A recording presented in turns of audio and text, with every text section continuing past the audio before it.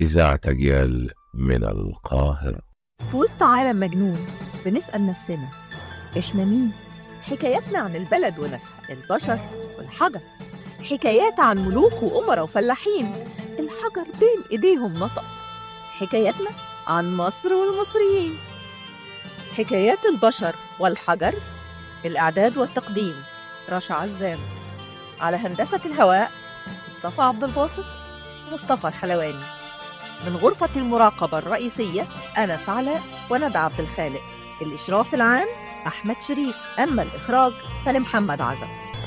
حبيبتي من ضفيرها طل القمر وبين شفايفها ندى الورد بان، ضحكتها بتهز الشجر والحجر وحنانها بيصحي الحياة في النبات.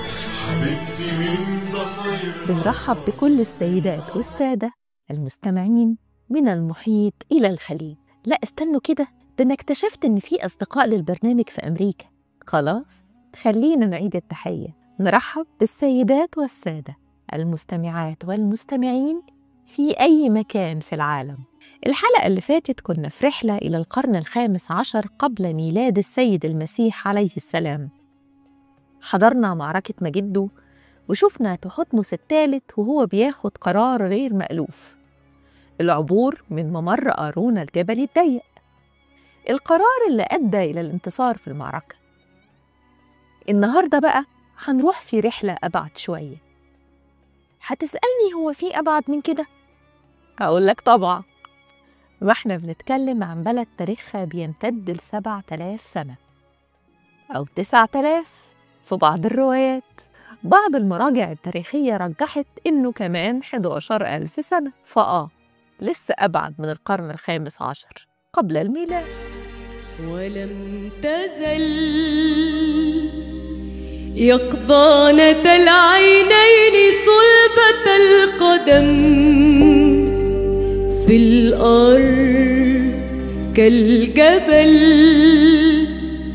وفي السماء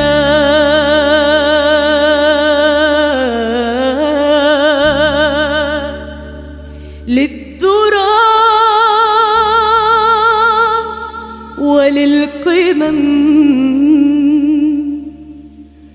مصر لم تنم ما خر سورها العتيد، من هدم من هار شعبها العظيم، من هزم ولم يزل مزودا بأعرق القيم، متوج الأمل في الأرض كالهرم وفي السماء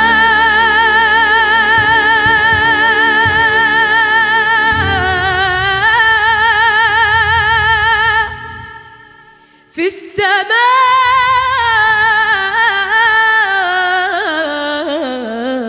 للذرى وللقمم.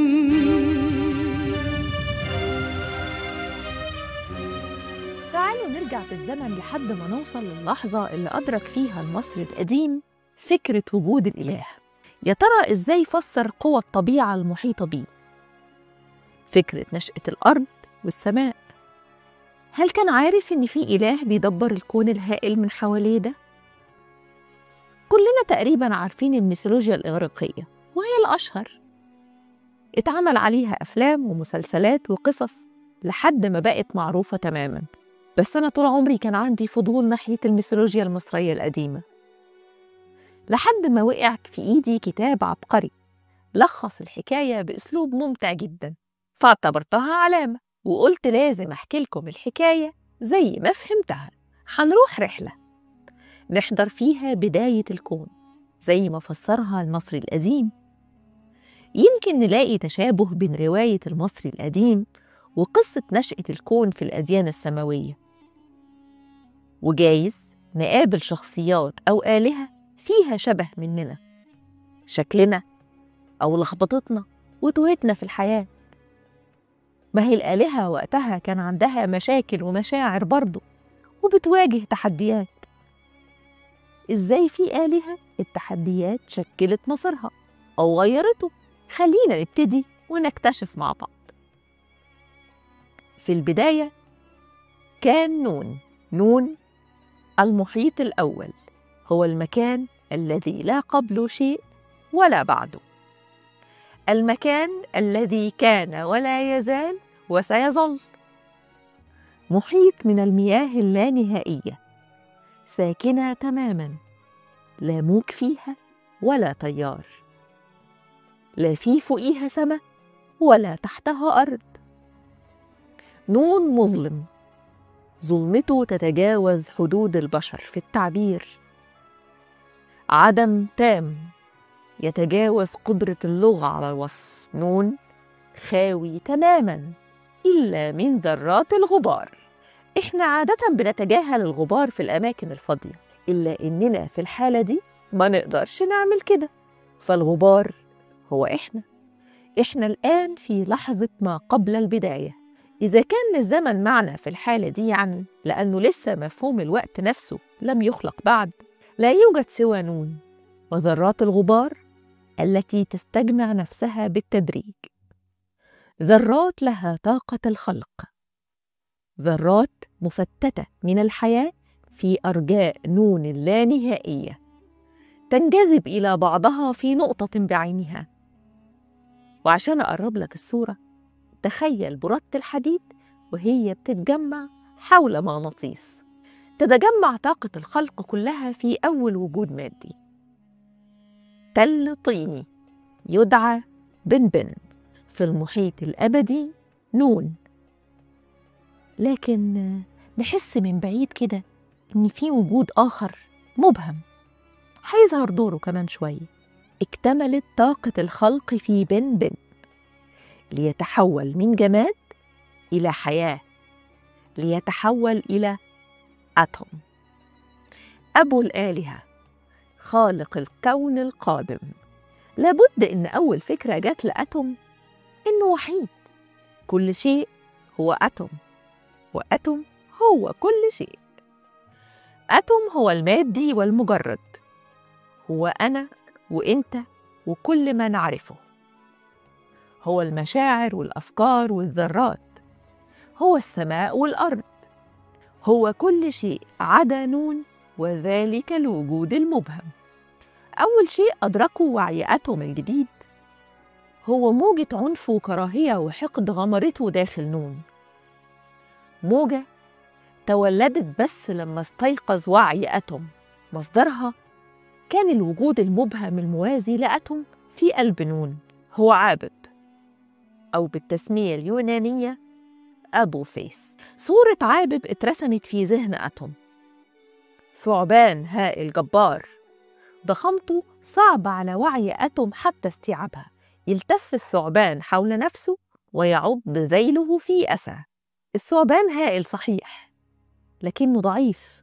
في شيء خلاه لا يقدر إلا على رمي الإله الحديث بكل تلك المشاعر العدائية.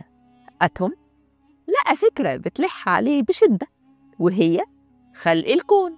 هو إله حديث جواه طاقة خلق هائلة، لكنه أيضاً إله وحيد. طب هيقولوا عليه إيه؟ بدأ أتوم في خلق الكون. أول شيء خلقه هو نفسه، ما هو مش هيستمر بهيئته كتل طيني كده كتير، محتاج جسد هيتصور بعد كده في تماثيل ويترسم في لوحات. فكان جسد أتوم الشاب رب الأرباب. بعد كده خلق ذكور البشر على هيئته. اختار أتوم هيئة الذكر برغم أن وجوده بيسبق ثنائية الذكر والأنثى، إنما كانت الذكورة هنا هي وسيلته للوصول إلى غايته، وهي الخلق عن طريق ماء الرجل أو ماء الحياة. فعلها أتوم مردداً كلمات سحرية لا علم لفان بها، وتدفق ماء الحياة داخل مياه العدم. وأول ما خرج من ماء أتوم كان أبناؤه 3: شو وتفنوت وماعت. شو الهواء، وكان ذكراً، واللي امتد فور ولادته مشكلاً فقاعة غازية ضخمة أحاطت بنت وأزاحت ماء المحيط السرمدي نون عنه. أما تفنوت فكانت أنثى، هي الماء، الرطوبة في الهواء، المطر والأنهار، الماء الذي لا غنى للحياة عنه. شو وتفنوت شقيقان توأمان، لهما نفس الكا والبا، شقي الروح. أما معت فكونها شقيقة لشو وتفنوت لا يعني أنها توأمهما. معت هي النظام والعدل والحق ونظام الكون وقوانين الفيزياء وقواعد الأخلاق، وهي بشكل ما غذاء الآلهة، فلا حياة للآلهة بدون معت، كما لا حياة للبشر بدون شو وتفنوت. شوية كده وشعر أتوم إن في عنصر مهم ناقص. نظر حوله لكنه لم يجد سوى الظلام. إزاي هيقدر يشوف الكون اللي ناوي يخلقه وسط كل الظلام ده؟ فجأة ظهرت في باله فكرة واضحة وضوح الشمس، هي الشمس ذاتها. فوراً ظهرت في مياه نون بيضة هائلة الحجم عملاقة، دخلت في نطاق هواء شو وسماء العالم الذي كان تحت الإنشاء. انشقت البيضة وظهر منها القرص الأصفر المشتعل اللي بمجرد ظهوره أعمى بضوء عين خالقه ومخلوقاته. ونهض رب الأرباب، مد إيده والتقط قرص الشمس وثبته في عينه، ومن اللحظة دي أصبح أتوم رع. تأمل أتوم رع الكون اللي خلقه، كون يبدو هائل، الهواء منعش وطازج، الظاهر إن شو شايف شغله كويس، والسماء بيضاء ناصعة مرفوعة على 4 أعمدة في أركان الأرض ال4. نظر إلى حابي وابتسم. ذلك النهر الطويل الجبار الذي يجري من السماء ويشق الأرض، خلقه أتوم رع ليكون أعظم الأنهار وينبع من نون كما أراد له. مياهه صافية جارية تتلألأ بنور الشمس، تنطلق في سريانها بكل معاني الحياة.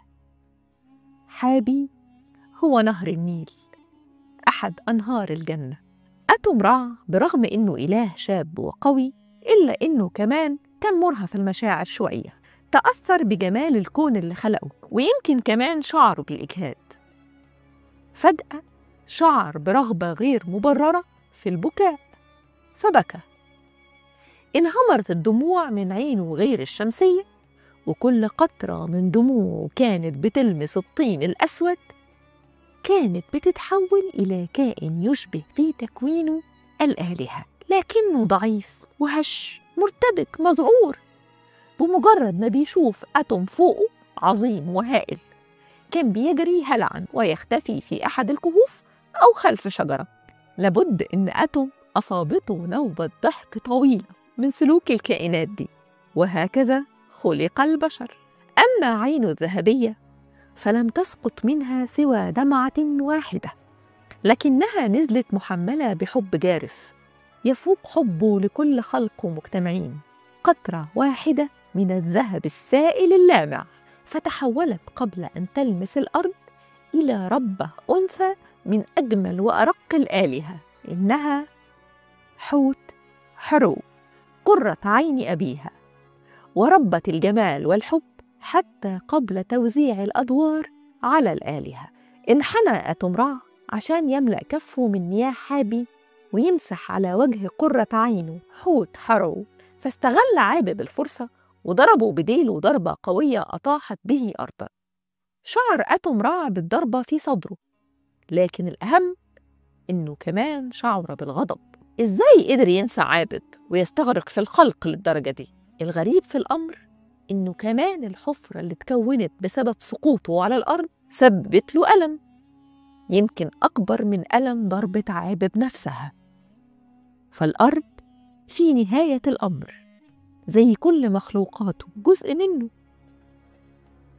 الإله الشاب هيكون مضطر يتعلم مع الوقت التعايش مع الألم اللي هيصيبه نتيجة كل أذى يصيب مخلوق من مخلوقاته. هيكتشف لما يبلغ مرحلة النضج إن الألم جزء أصيل من الحياة نفسها. وفي وسط الألم اللي حس بيه أتوم رع حاول يفهم عابب بيقول إيه، لكنه برغم من علمه بكل الأشياء والأصوات ما قدرش يفسر من عابب غير الفحيح الغاضب اللي أطلقه. لكن السؤال اللي ألح على ذهن أتوم رع هو إزاي عابب أصبح بالقوة دي؟ ما إحنا لسه قايلين من شوية إنه كان واهن وضعيف، بس اللي أتوم لسه ما يعرفوش إن عابب تغذى على طاقة الخلق الخاصة بأتوم رع، شفي من جراحه وعادت له قوته، وكمان نال نصيب من طاقة الخلق دي وقدر يخلق بيها عدد متواضع من الأتباع لهم وظائف محددة. وظهرت أشكال مائعة من المخلوقات، مسوخ بالمعنى الأدق، ثعابين وألسنة لهب وأشكال متعددة أخرى استعدت كلها للانقضاض على أتوم رع. وبرغم من الوضع جديد على الإله الشاب لكنه كان مقاتل بالفطرة، شيء جواه أخبره إن دي مش هتكون آخر معركة ولا حتى أشرسها، فحتى رب الخلق هيكون عليه محاربة شيطانه زي ما الخلق كلهم هيضطروا لده من بداية ولادتهم وحتى النهاية. وعلى الفور صار أتوم رع 20 أتوم رع، مش 20 نسخة من أتوم، لا لا لا، هم كلهم أتوم رع بذاته بكامل طاقته وقوته وعينه الشمسية. هجمت المسوخ على تجليات أتوم اللي قابل كل منها بالشكل الملائم ليه. فالثعبان تحول له أتوم إلى نمس، والنار تحول لها أتوم إلى شلال من الماء، واللي هجم عليه بسيف توهجت عين رع الذهبية لحد ما ظهرت السيف، وبكده ظهر الشيء ونقيضه في الكون. تغلبت تجليات أتوم رع على المسوخ كلها، وهنا ثار عابب ونفث من أنيابه وابل هائل من السم لو أصاب أتوم رع لقضى عليه وعلى مخلوقاته كلهم. فاجتمعت تجلياته 20 كلها علشان تشكل درع حامي بينه وبين السم على شكل سلسلة جبال متتالية. أتى السم على سلسلة الجبال وأحالها إلى رمان، لكن أتوم نجا. أتوم اللي اتخذ هيئة محارب جبار يحمل سيف عملاق انقض على رقبة عابب، لكن السيف اتكسر، وفوجئ بأن ذيل الثعبان يقبض على حربة هائلة يندفع بها نحو وجهه. تفادى أتوم الضربة طبعا.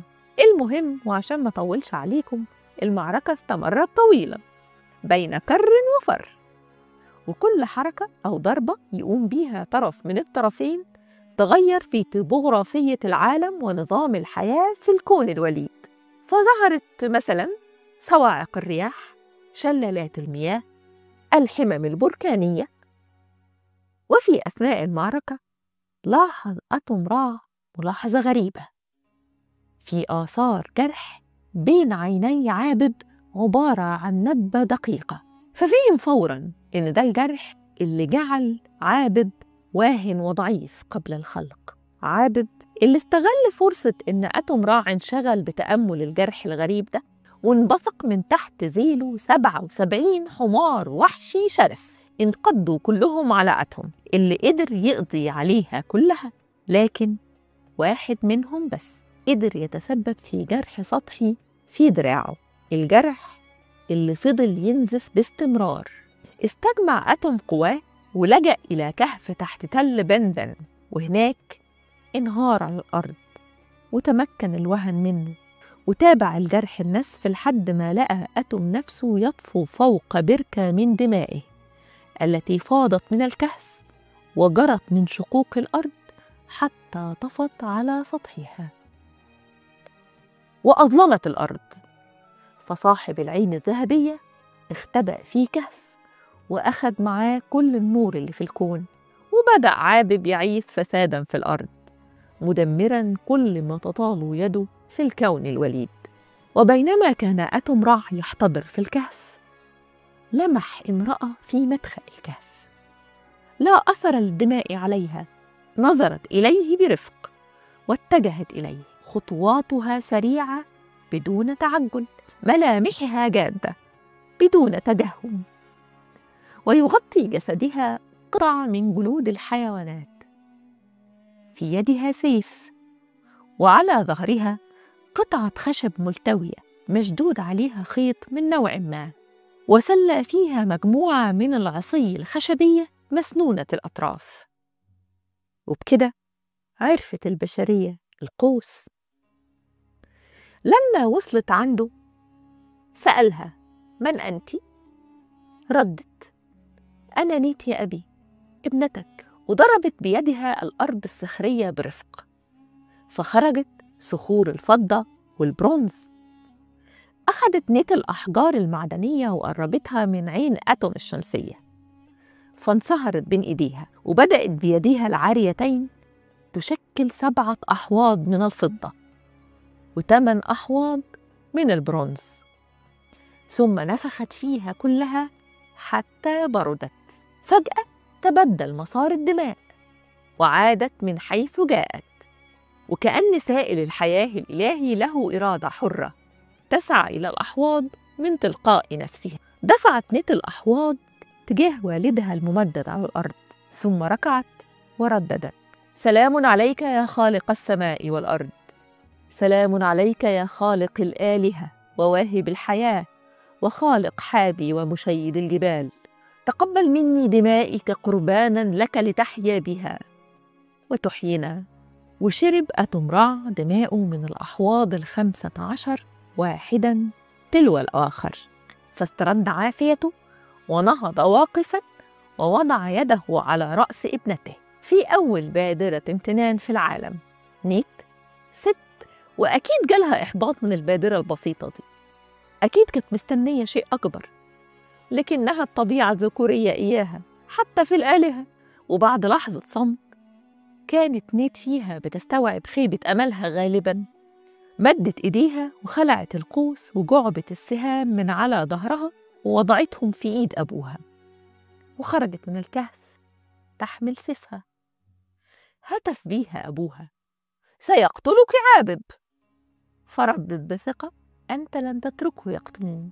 ثم ابتعدت، وخرج الرب من الكهف بعد ما استعاد عافيته، تسلق بن في خطوتين، ومن على قمته شافها بتجري في دوائر غير منتظمة أمام الثعبان الهائج عابب اللي كان بيهاجمها بكل أسلحته. لكن الغريب إنها ما كانتش بترد الهجوم، ففهم أتوم إنها بتعمل كده من أجله، تشغل عابب بالهجوم عليها عشان أتوم يجد الفرصة للهجوم. وتحركت يده غريزياً إلى جعبة الأسهم وسحب سهم ووضعه في القوس وشد الوتر وصوب بدقة وإحكام تجاه الندبة بين عيني عابب. اخترق السهم الندبة وانفجرت دماء عابب وتلوى وأصدر فحيحاً متألماً، ثم قفز قفزة هائلة وخرج من غلاف شو الجوي ومن السماء وغاص في نون المحيط مختفياً.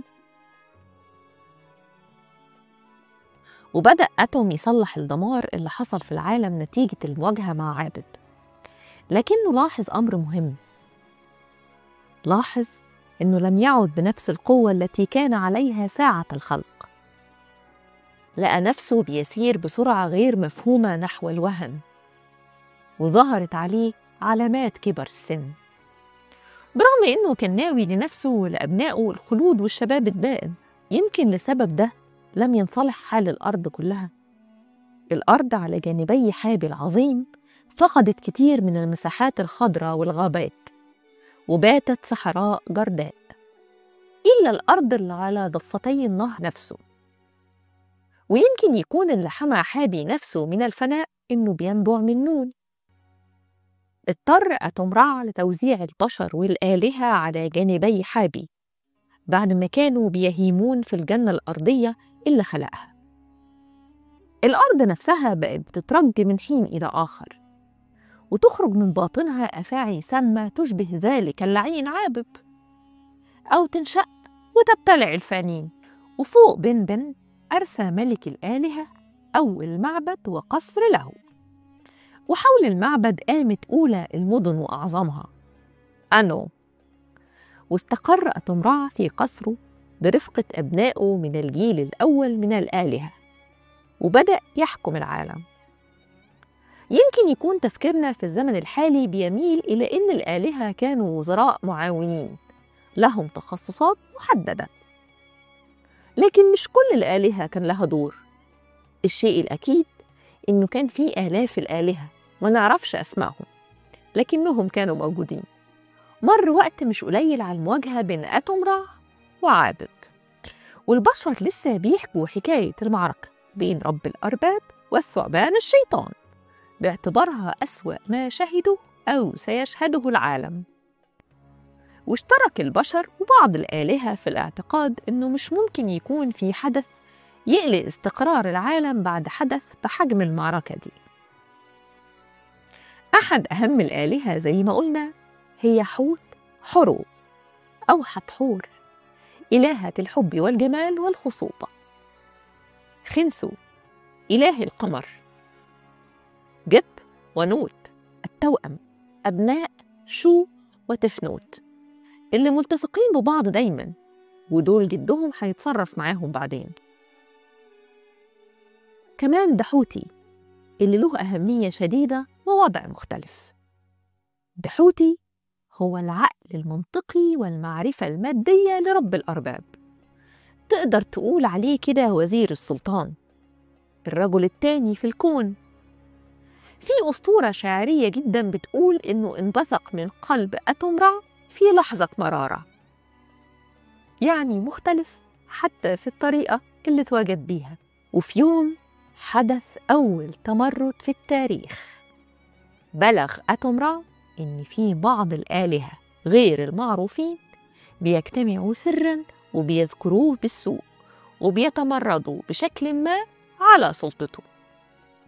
الشائعة دي كانت كفيلة إن أتم العجوز يغضب وبشدة. إزاي جت الجراءة الملاعين دول في التمرد عليه؟ التمرد اللي إحنا مش عارفين تم إزاي أصلاً. بعد كل ما فعله خلق العالم وهزم عابب وخلق كل شيء على أكمل وجه تقريباً، يعني خرج أتم من أنو مندفعاً بخطوات سريعة حاملاً سيفه ودرعه، والظاهر كده إنه كان بيسب ويلعن. لكن ظهرت مشكلة، المتمردين فين بالظبط؟ أكيد في مكان ما في الليل اللي كان مكان في الوقت ده مش زمان، نتيجة عدم خروج أتم من قصره، فالأرض البعيدة عنه كانت بتغرق في الظلام، والأماكن البعيدة لا يصلها ضوء الشمس اللي هي عين أتم-رع. وده أكيد اللي سمح لكل أنواع الشرور إنها تجد لنفسها مكان بعيد عن عين رب الأرباب وضوء خنسو إله القمر. أتم-رع كان متخيل إن كل شيء هيتم حسب ما أراده بالظبط، فهو الخالق. لكن إحنا بقى كبار وعارفين إن الأمور لا تسير دائماً حسب إرادتنا. أتم-رع حالياً منهك، ومواجهة المتمردين ممكن تكون سبب في زيادة الإنهاك، وتكون كمان سبب في غياب ضوء الشمس تماماً. وهنا كان دور دحوتي اللي أصبح أول جاسوس في التاريخ. أتم-رع رجع لقصره، وتحرك دحوتي لاستكشاف معسكر المتمردين عشان يلاقي وسيلة لمواجهتهم من غير ما تستنزف طاقة أتم-رع المجهد أصلاً. ورجع دحوتي بالخبر اليقين، واجتمع آلهة مجلس إدارة العالم بقيادة أتم-رع وسمعوا منه نتيجة الاستطلاع. المتمردين موجودين في الصحراء القريبة من بحر مدينة كومومبو في أسوان حالياً. أما عددهم ف257 إله متآمر، قادتهم 8، وحولهم جيش من المرضى والعفاريت والوحوش. دحوتي كمان قال لهم إنهم بيتبادلوا الافتراءات المهينة ضد أتم-رع، اللي منها مثلاً إنه ملوش لازمة، وإنه من غير عينه الشمسية لا شيء، وإن أي حد من قادتهم 8 أحق بالعين الذهبية أكثر منه. المهم دار النقاش في مجلس الآلهة، ما العمل؟ يتحرك الإله أتم-رع بنفسه لتأديب المتمردين، ولا يجهز جيش كامل من الآلهة عشان يقوم بالمهمة دي؟ ودارت النقاشات لحد ما دحوتي قال كلمة كانت هي الفاصلة: مولاي، إحنا محتاجين بطل. وكان البطل هو الإله حرو، اللي بيعيش في بحدة بالفعل وعارف ضروبها أكتر من أي حد. وتحرك رب الأرباب ودحوتي لمكان وجود حرو اللي كان الأضخم والأقوى بين الآلهة، عضلاته مفتولة وجسمه مشدود طويل القامة وعريض الكتفين، يقف عارياً تماماً إلا من قوس وجعبة أسهم وحربة وراء ظهره، وسيف وخنجر حول خصره، وفي يمينه فأس وفي يساره درع. هو مين اللي هيقدر يهاجم العملاق المرعب ده أصلاً؟ المهم، حرو الكبير أو حرو البحدتي هو من أبناء نطفة أتوم الأولية، إلا إنه لم ينضم إلى مجلس الآلهة في إنو، وعاش وحيداً في بحدة. كان قلبه بيدق بحماس بعد ما بينتهي من الصيد، مع كل ضربة تقضي على الفريسة، ومفيش فريسة أصلاً ممكن تاخد أكتر من ضربة. يطلق زئير انتصار يرج العالم، تركض الحيوانات بسببه لتختبئ في شتى الأركان. لكن أين المفر؟ وعين حرو أحدهما الشمس ويرى بها كل ما تطوله الشمس، والأخرى القمر ويرى بها كل ما يطوله القمر. إلا إن حرو لم يقبل دور البطل إلا لما عرف إنه مسموح له قتل الأعداء. أما بقى مبررات دحوتي والتمرد على سلطة أتوم رع دي كلها أسباب لا تعنيه. وانطلق حرو، وكان المتمردين نائمين في كهوفهم، صحيوا على صيحات عالية حسبوا مصدرها جيش هائل، فملأوا الخنادق بالمياه ونصبوا الأسوار والحراب، وجهزوا دلاء الزيت المغلي ورفعوا السلاح وانتظروا خطة ما تخرش المية. لكن حرو هجم كالإعصار، لم يوقفوا شيء حتى الزيت المغلي، كان وقعه كوقع رذاذ بارد زادوا حيوية. تكسرت السيوف والحراب على جسده، وأعمل القتل والذبح والعض في المتمردين. انتوا سمعتوا صح، الأخ حرو كان غاوي يقتلع الآذان بأسنانه. عمت الفوضى طبعاً، وتحول الآلهة والجنود إلى كل أنواع الطيور والحيوانات هرباً من الوحش القادم. طاروا في السماء وغاصوا في البحر وحفروا في الأرض، إلا أن حرو هو كمان مسكتش، حول نفسه لقرش وطارد الأسماك وأكلها، قلب نفسه صقر وسابق كل الطيور وذبحها، وتبدل إلى أسد وفيل ونمر وتمساح، وتتبع كل الحيوانات وافترسها. باختصار، لم يترك حجراً على حجر. عرفنا اللي عمله حرو إزاي؟ قائد المتمردين جه ورمى نفسه تحت أقدام أتوم رع واعترف بكل شيء. الإله النحيل الأصلع آمون اعترف بكل شيء، وإن التمرد كان بتحريض من عابد. ولما دحوتي سأل آمون بعد ما خلص اعترافاته إيه اللي جابك، كان الرد إنه جاي يحذر الإله أتوم رع من كارثة، إن بقية الثامون الآلهة ال8 قادة المتمردين يعني بيستخبوا في أنفاق تحت الأرض. لكن طبعاً ما في شيء ممكن يستخبى على حرو العظيم. أيوة، أنت خمنت صح، الأخ حرو متجه بحماس شديد لحفر الأرض للوصول إليهم. هو بس في مشكلة صغيرة، هم مستخبيين تحت أحد أعمدة السماء ال4 بالقرب من ودج ور أو الأخضر الواسع اللانهائي، وده كان اسم البحر الأبيض المتوسط. وإحنا بقى عارفين قدرات الأخ حرو في الحفر، يعني في كارثة هتحصل، وحفر حرو لحد ما شاف على ضوء خنسو إله القمر الآلهة ال7 الهاربة أخيراً، وده بعد ما هشم العمود الغبي اللي كانوا مستخبيين عنده. وفي اللحظة اللي رفع فيها كأسه عشان يقطع رؤوسهم فجأة أظلمت الدنيا من حوله. حرو ما كانش فاهم إن ده بسبب انهيار السماء في الركن ده من العالم نتيجة تحطيمه لأحد الأعمدة، فاستولت عليه نوبة غضب وجنون بسبب فقدان الرؤية والفريسة. هرب الآلهة السبعة، أما هو فصار يزأر ويزمجر ويضرب بأسلحته في كل اتجاه. وإن كان فقد الرؤية فهو لسه قادر على الشعور بالكائنات الحية وسماع نبض القلوب، فأخذ يحطم رؤوس كل روح وضعها حظها التعيس في طريقه. وفقد كثير من البشر والآلهة الطيبين رؤوسهم في الفترة اللي استغرقها أتوم را للوصول إليه، حتى ضوء الشمس لم يفلح في تهدئة العملاق الثائر، الأمر اللي اضطر أتوم را بنفسه للوقوف أمامه. قبض على ساعده الذي يحمل الفأس قبل أن يطيح برأس آخر، وقبل ما يلاقي الفرصة عشان يهاجم بساعده الثاني كان ضوء الشمس المبهر انعكس على عينه الذهبية فأعاد له صوابه، ووقف جامداً بين يدي أبيه. واستسلم الآلهة الفارين، وحكم على بعضهم بالتحول إلى بشر والبعض الآخر بالتحول إلى حيوانات.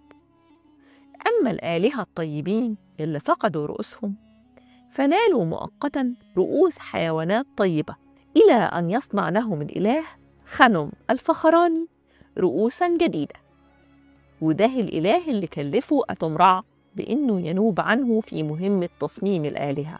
وبكده بقى فيه حيوانات خبيثة محتقرة زي الفئران مثلاً، يرجع أصلها إلى الآلهة التي تمردت في يوم من الأيام على سلطة رب الأرباب، وحيوانات طيبة مقدسة زي البقرة بسبب اتخاذ الآلهة الطيبين لرؤوسها. أما آمون رب الخفاء والعقل المدبر للسامون فعقوبته تخففت لأنه تاب واستسلم لأتوم را، ونفي إلى النوبة جنوب وادي النهر العظيم، ووعد إنه هيكون راضي وقانع. إلا إنه في الدولة الحديثة من عصر الملوك البشر هيظهر مرة تانية اسم آمون، وسيعتبر رب الأرباب وملك الآلهة، وسيطلق عليه آمون را. تقريباً دي كانت نبوءة عابد. فهل اللي حصل ده كان تمرد جديد من الآلهة أو انقلاب ناعم من كهنة آمون؟ الله أعلم. أما حرو القديم فسيمجد من الآن باعتباره واحد من أهم الآلهة في التاريخ. الفنانين هيخلدوه بصورة قرص الشمس المجنح اللي هيزين كل معابد الآلهة بعد كده، إلا إنه هيفضل فيه بحدة غير مهتم بالانضمام لمجلس كبار الآلهة، وهتتحاشى الآلهة تكليفه بأي مهمة خشية تكرار المجزرة اللي كان السبب فيها قبل كده. وباختفائه هيكون الطريق ممهد لظهور حرو الجديد واللي هيحمل الاسم حورس. أما مدينة خنو مسقط رأس المتمردين فتولى شؤونها الإله دحوتي بنفسه بناء على تكليف أتوم را، المدينة اللي أصبحت مركز لعبادة دحوتي نفسه بجوار رب الأرباب. طبعاً مش عايزين ننسى نفسنا، ما تودناش في داهية. وبكده يكون تمرد الآلهة انتهى، وبدأ الخالق إصلاح أضرار الثورة الأخيرة، وتمنى الكل إن دي تكون آخر الاضطرابات، إلا أنها لم تكن إلا البداية. لحد هنا ووقتنا للأسف خلص، بس الحكاية ما خلصتش. تفتكروا مين هي البقرة السماوية وإيه علاقتها بفناء البشر؟ أعزائي المستمعين، حتى نلتقي في الأسبوع القادم، كونوا بخير. دي حكاية شعب وأرض وناس ووطن دايما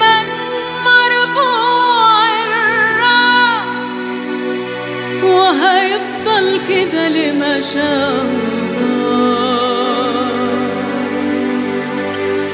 دي حكاية دي ما بالها سنين، وهتفضل عايشة اليوم الدين، واللي يقول غير كده اتحداه.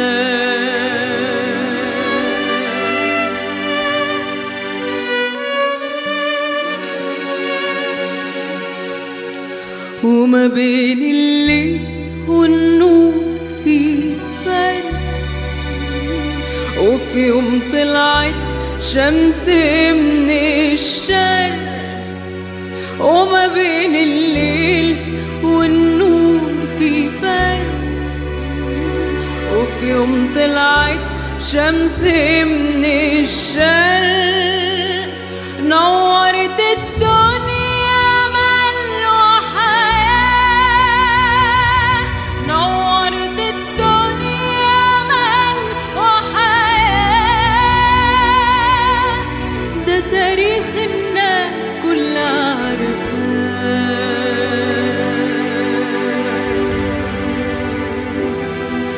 ده تاريخ الناس كلها عارفاه.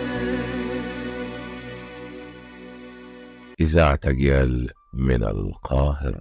في وسط عالم مجنون بنسأل نفسنا إحنا مين؟ حكاياتنا عن البلد وناسها، البشر والحجر.